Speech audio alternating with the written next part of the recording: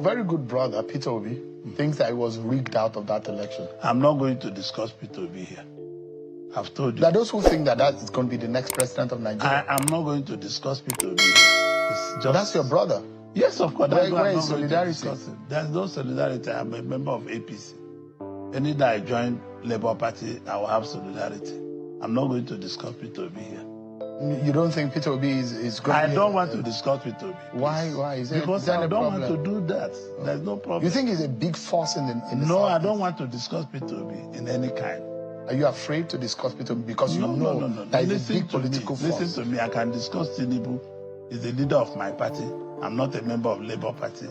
Any day you see members of Labour Party, you can ask them about Peter Obi. You're a Southeast leader. Yes, I'm a Southeast leader. You're a big voice in the Nigerian politics. I'm a big voice in the world economy and Nigerian politics, but I don't want to discuss Peter Obi. Did he offend you? No. You're just afraid. Because you are the one who said, according to you, this is what you said. You said that your party, APC, not afraid of opposition coalition. Well, so why are you afraid to talk about Peter? No, because I don't want to discuss him. I mean, whatever. Uzor Kalu is not the only Southeast politician that is scared to talk about Mr. Peter Obi. I realize that most active politicians in the Southeast, they are scared to talk about Mr. Peter Obi, and the reason is not far-fetched.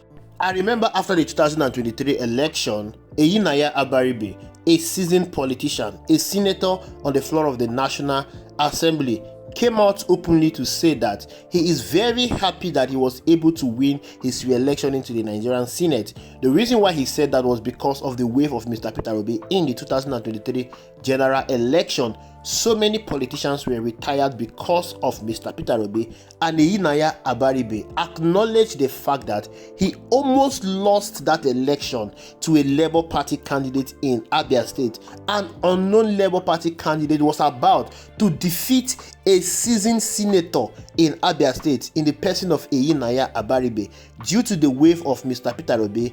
There was also Chris Ngige, an APC stalwart, someone that served as a Minister of Labour and Productivity under President Muhammadu Buhari for 8 years. He was unable to criticize Mr. Peter Obi during the election. He stayed away from any discussion that has to do with Mr. Peter Obi. But there is this particular politician that did not understand that tide has changed. He felt that him being a senator was out of his own making. He felt that he was untouchable. He felt that he was unbeatable. And we are talking about Chimaroke Nnamani, former governor of Enugu State for 8 years. An incumbent senator in 2023. He went on attacking Mr. Peter Obi. He went on attacking the obedience movement. He boasted that he will retain his seat as a senator.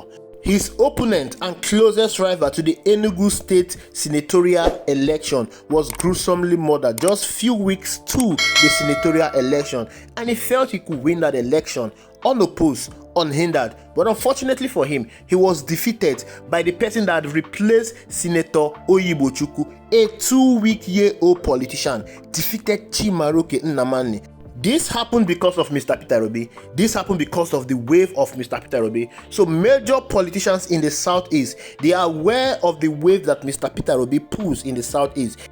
As it stands now, Mr. Peter Obi is the biggest and the most influential politician in the Southeast. Mr. Peter Obi has the power. Mr. Peter Obi has the pull to retire major career politicians in the Southeast, and the Southeast politicians are aware of the pull of Mr. Peter Obi. They are aware of the influence of Mr. Peter Obi.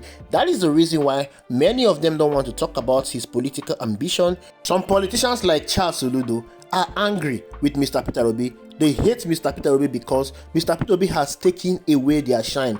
They believe that they should be the one to lead that Igbo presidential ambition, not Mr. Peter Obi.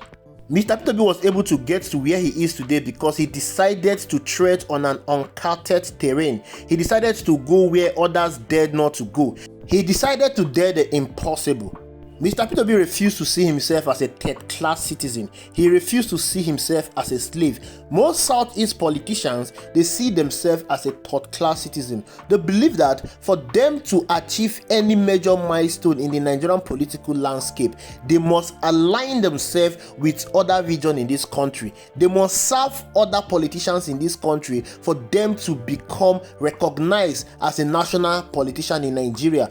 Take for instance the PDP. The Southeast has been a major player in supporting the PDP since its inception in 1999, but no one has emerged as a presidential candidate in the PDP from the Southeast. Many of the politicians from the Southeast are being told to keep supporting their northern counterpart in the PDP for them to be able to be recognized as a presidential candidate under the PDP. The same thing happened in the APC. Some of the Southeast politicians helped in forming APC. They formed APC and they gave President Muhammadu Buhari the ticket. They believe that after President Muhammadu Buhari, power will be shifted back to the Southeast. I could remember vividly during the 2022 APC primary, Senator Obunaya Onu wept bitterly over the marginalization of the Southeast politicians. He expected that the ticket would have been given to the Southeast, but it was thrown open and Bola Ahmed Tinubu secured that ticket. This has been their mindset. They all believe that they need to serve their northern counterpart before they can be able to be recognized. They wanted to do the same thing to Mr. Peter Obi. Mr. Peter Obi contested as a vice presidential candidate to Atiku Abubakar under the PDP in 2019. In the 2023 general election, Mr. Peter Obi was also asked to relinquish his presidential ambition and contest with Atiku Abubakar as a vice president. But Mr. Peter Obi understands his worth. Mr. Peter Obi understands his pull. Mr. Peter Obi understands the support that Nigerians were giving to him. He decided to leave the PDP and he joined an unknown relatively political party like the Labour Party, a political party that secured 5,000 votes in the 2019 presidential election. That was the party that Mr. Peter Obi joined. Mr. Peter Obi galvanized Nigerians, went into the party barely 6 months of preparation and secured a landmark victory in that election. Everyone knew that Mr. Peter Obi won that election, defeating Bola Ahmed Tinubu in his home state in Lagos, that he served as a 2-term governor. Today, Labour Party is seen as a national party because of the wave of Mr. Peter Obi. Not just as a president did Mr. Peter Obi pull surprise and miracle. There were so many politicians, unknown politicians, that won election for the first time in the history of this country under Labour Party. People who never thought or envisaged of winning election, they won election under Labour Party. All because of the wave and recognition that Mr. Peter Obi brought into the Labour Party in the 2023 general election. Mr. Peter Obi was not able to become the president because of the corruption in INEC, the judiciary. They colluded and ensured that Mr. Peter Obi was rigged out of that election. But to date, Mr. Peter Obi is seen as the biggest and the most influential opposition leader in Nigeria. There are talks of a coalition right now. The purpose of this coalition is to attract Mr. Peter Obi into their fold. The opposition politicians like Atiku Abubakar, El-Rufai want Mr. Peter Obi to come into their fold. They are eyeing the 6 million block vote of Mr. Peter Obi. That is the official vote that was given to Mr. Peter Obi. We all know that Mr. Peter Obi secured more than 6 million votes in the last election. They believe that there will be no coalition without Mr. Peter Obi. They see him as a threat to Bola Ahmed Tinubu. They are not the only one that is seeing Mr. Peter Obi as a threat.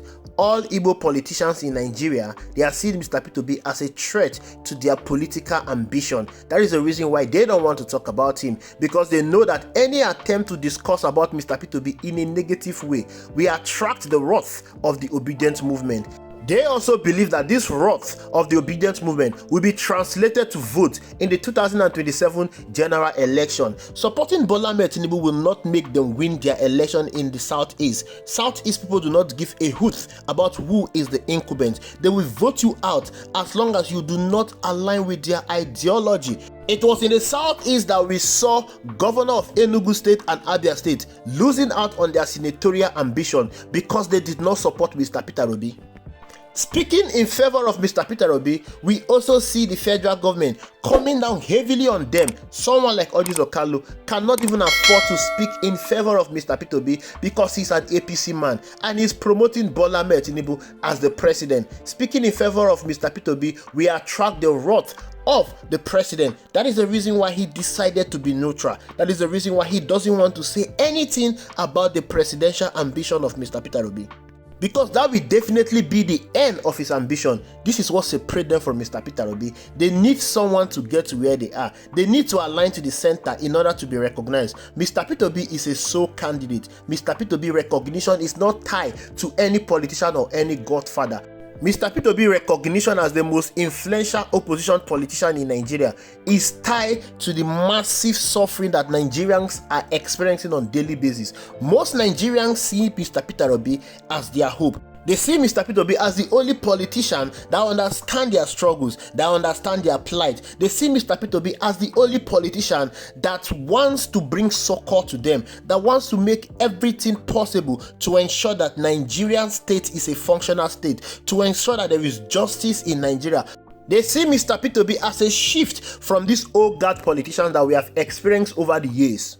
The Nigerian people are the structure of Mr. Peter Obi. That's the reason why Mr. Peter Obi is bold enough to call out the incompetency of Bola Ahmed Tinubu. Thank you for watching. I will see you in the next video.